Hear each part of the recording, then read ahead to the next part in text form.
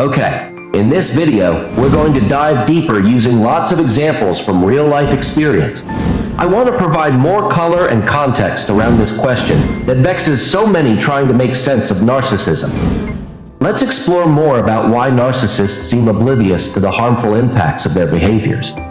Then we'll look at whether any subsets of narcissists do have self-awareness. Understanding the nuances provides valuable insight. So why are narcissists so blind to the devastating destruction their behaviors cause? As discussed, their grandiose delusions, lack of empathy, and endless defense mechanisms all contribute. But let's get more concrete. Take Neil, for example. He is a 45-year-old corporate executive married to Samantha for 12 years. Outwardly, he presents as charming, successful, and well-respected. But behind closed doors at home, Neil continually berates Samantha. He flies into rages where he calls her names, throws objects, and belittles her parenting. Then a few hours later, he expects intimacy as if nothing ever happened. He numbs himself with alcohol every night as well. Does Neil have any grasp of how traumatized and trapped Samantha feels? Does he show remorse for the brutality of his rage episodes? No, Neil blocks all of that out. His ego prevents him from tolerating any evidence that contradicts his self-image as an amazing husband. In his mind, Samantha herself is to blame for provoking his anger. He twists reality to justify his verbal assaults. He projects his own inner flaws onto her. For Neil, avoiding emotional pain matters more than empathy or accountability. Or consider Tina, who openly brags about her elite social circle and professional success every chance she gets. She constantly diminishes her coworkers' contributions while exaggerating her own. She feels entitled to claim others' ideas as her own. But if Tina overhears colleagues criticizing her arrogance behind her back, she flies into a vindictive rage. She cannot conceive of why her confidence would draw criticism, even though it clearly distresses those around her. Her ego distortion is that strong. There's also Brandon, who easily manipulates his friends with exaggerations and lies. He frequently dupes others into giving him large loans they never see repaid. He has left a trail of exploited people in his wake. Yet Brandon is shocked when former friends cut ties with him. In his mind, he sees his tactics as harmless and feels entitled to whatever resources he can extract from people. Their feelings barely register in his calculation. Protecting his false persona is Brandon's only priority. We could profile countless similar examples, but the pattern is clear. A narcissist's grandiose yet fragile ego prevents them from sincerely listening to feedback from those harmed by their behaviors. They construct elaborate rationalizations and defenses to avoid emotional injury.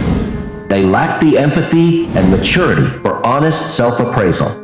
Of course, the question still remains. Do any narcissists have genuine moments of self-awareness about their own narcissism? Research indicates about 10–15% of narcissists have limited insight, typically those on the milder end of the spectrum. My friend Brad is one example. He recognized in therapy that the roots of his narcissism stem from childhood emotional neglect. Under stress, he still acts entitled, yet occasionally expresses remorse afterwards now. I hate that I sometimes take out my frustrations on others, Brad said. It's like my sense of proportion disappears. Brad's self-awareness remains imperfect and episodic, but his wife, Cheryl, sees the effort he is making to be more self-reflective and understands he is fighting lifelong patterns. For Cheryl, Brad's increased moments of insight have opened the door to healing. Hearing him acknowledge his behaviors as wrong means everything to me, she explained. The change is slow, but so long as he keeps trying, I'm willing to walk this path together. Of course, not all manifestations of self-awareness play out so constructively. My former mentor, Vince, knew himself to be a narcissist thanks to years of therapy. But rather than work to change, Vince just used this knowledge to refine his manipulation techniques and excuse his chronic infidelity and lies. I am who I am. Take it or leave it, Vince would proclaim defiantly. His quasi-awareness only served as a shield protecting his pathological behaviors rather than an impetus to improve. The bottom line is that even in the rare circumstances where glimmers of narcissistic self-awareness emerge, it does not guarantee meaningful change. Their disordered thinking usually overwhelms any growth. Deep change only surfaces through tremendous dedication and courage. The fact remains many never grasp that their false persona is just a mask shielding a lost, emotionally wounded child consumed with shame, fear, and unmet attachment needs. Tragically, their narcissism then forms a self-reinforcing cycle, keeping real awareness permanently out of reach. But as someone overcoming narcissism myself, I hold validation and we should feel compassion for the narcissist's immense inner suffering, while holding them fully account for their actions. I hope reflecting on these real-life case studies and experiences broadens your perspective on whether narcissists comprehend their disorder and its associated harms.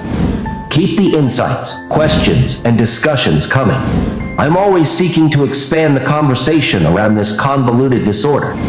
Wishing everyone impacted by narcissism healing and hope.